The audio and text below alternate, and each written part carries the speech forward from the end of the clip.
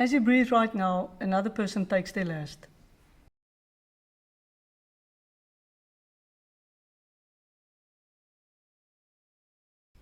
There is no power on earth that can neutralize the influence of a high, simple and useful life. The far biggest threat to African animals is poaching. Poachers kill roughly 60,000 elephants per year.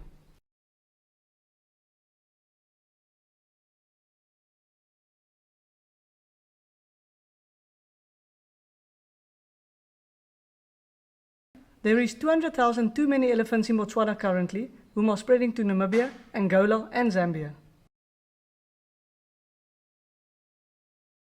It is bad enough that this dysfunction is depriving the planet of wildlife and wild spaces, but the cost of this incompetence are borne by the poorest of the poor.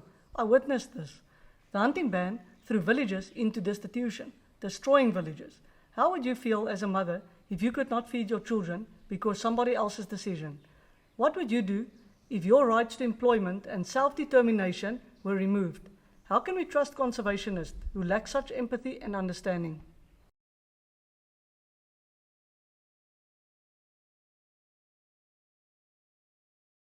The fact that legal sustainable sport hunting stops poaching.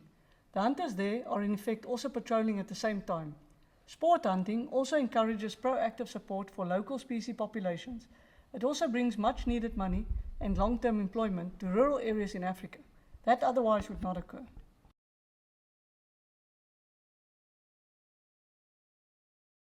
In the year 2022, around 448 rhinos were poached in South Africa. The poaching has increased by 13% since then. Kruger National Park rhinos have declined by 59%, and this is only an average.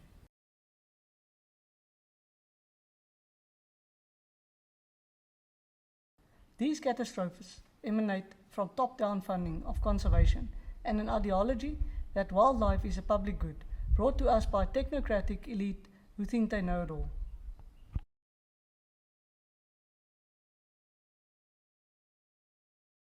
Recovery of wildlife follows sustainable use policies and legal trade.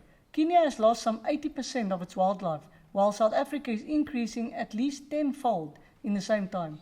South Africa has brought back rhino from the brink of extinction, fewer than 100 to more than 20,000. In South Africa, carcass ratio for elephant is of 11.9%. For every 100 live elephants, there is around 12 dead. Kenya is roughly 83%, Mozambique is roughly 32%, Angola is roughly 30%. It is very clear why.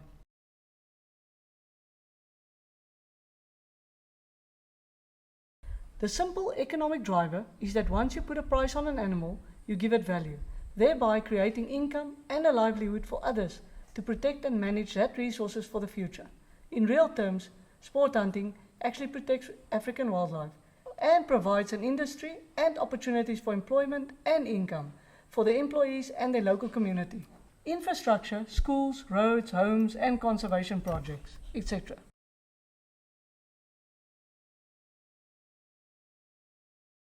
Sport hunting also ironically increases species numbers. By harvesting the old bulls beyond their prime, you allow the younger bachelor herd males to mate, thereby increasing the local species birth rate to 100% rather than the 20% as best managed by the old male in the charge of the herd.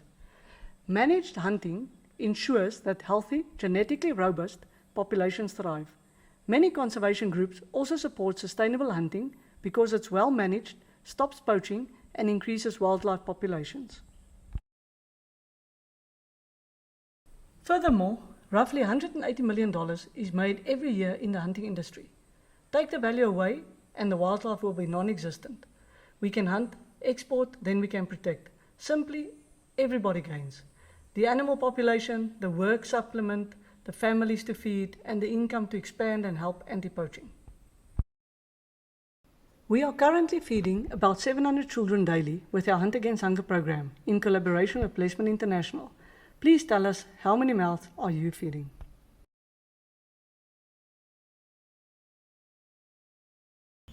Our hunting has helped maintain the delicate balance of the ecosystem, supporting the local food chain and providing those in need.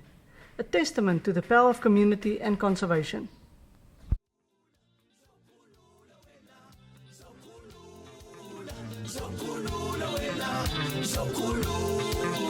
Zawukhulula wena